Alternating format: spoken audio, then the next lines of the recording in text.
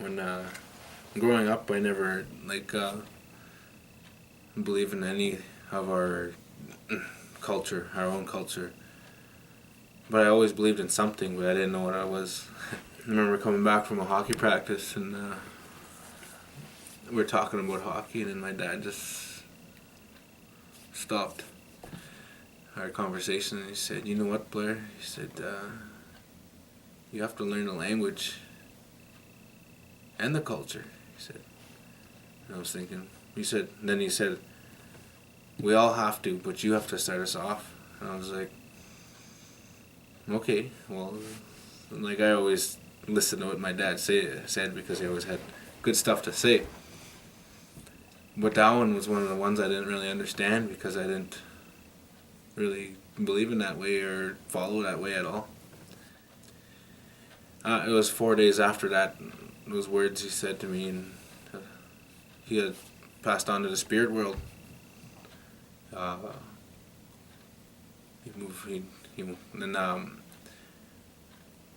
But those words were always stuck in the back of my mind, and I didn't. I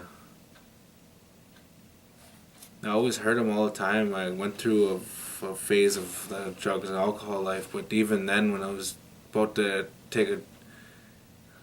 use one of those things, there's always that voice, and those words were getting louder and louder until things started happening. Like, I didn't want to live that life anymore, and I kind of wanted to live the life of our culture because those words that he said, and it felt like it was getting a lot. He didn't say that for nothing. After starting to believe that, because I was starting to walk that road, and things were really starting to happen. Like my eyes were really starting to open to those words that he said, and he left me with pretty much one of the greatest gifts that I could ever get was those words, because as I mentioned before, this is my life now. Learn the culture, or he said, you gotta learn the language and the culture. We all have to, and that's my job in our community, and I feel this is my role in life, is to bring back the culture and the language. And it's brought me places that I had never even dreamed of before. I never even thought myself going to be a teacher, or never even thought about being a drummer or stuff like that. I just thought those were just dreams. And by him telling me those words made those dreams actually come true. Okay. On in, Glenna Beaucage, Gichi-Naaknigewin, Gichi-Naaknigewin, Nipissing Constitution, Tigoning, and Tigoning Dondar. Culture Center, Nipissing First Nation, Dondoki, Chi-Miigwech. Evelyn McLeod, Mark Tigoning Donjabo, Mimanongomen Doyon, Menwa Yokino Moge, Gichi-Naaknigewin, and so Jesus. Nanin, my way is Nakas, Tigoning Donjabo, most of them. Nipissing secondary Dondoki. People, the person that was in the committee, we had talked about it. What does that Chi-Miigwech meaning? And because they've been dogs a jik, they've been dogs a wad, on Nipissing. That was the official language. That was the first language that they had. People spoke. There's no literal translations in the language, our language. So it's better to use those words because they actually describe an idea more than a word. Like so, when you hear that word, it takes in the whole concept of belonging in a different way than the English language would.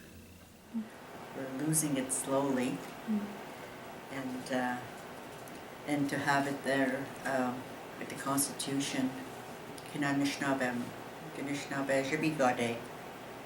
have it written all in Anishinaabe, that would be great. And this Constitution to me means so much because some of our leaders worked hard enough to bring our voice back to us. And I feel every time we do make a move forward like this, like now having our own Constitution, it's giving us the strength to move on as a group, not just as certain people.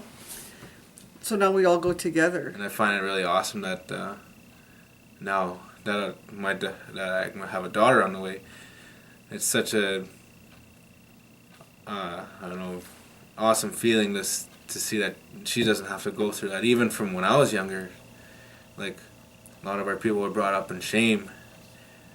Now that I feel like now that we're stepped out of that, and our people are gonna grow up proud, and I feel really awesome that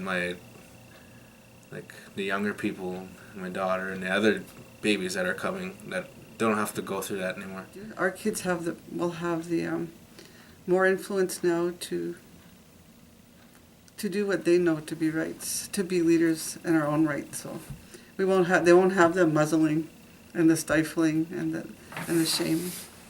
I see a lot of our younger people now that are very interested in learning the language, and they're starting to speak and understand Chi-Miigwech, which is very important. I went out and experienced drumming, and I went out to big powwows and sang with some good groups. Now I feel like the experience, I got to go out there, experience that, and I get to bring it to the school, and I feel that you always think of things always happen for a reason, or I never thought that I would be doing this. These are just the things I love to do, and I get to work. My job now is to teach those things that I love to do.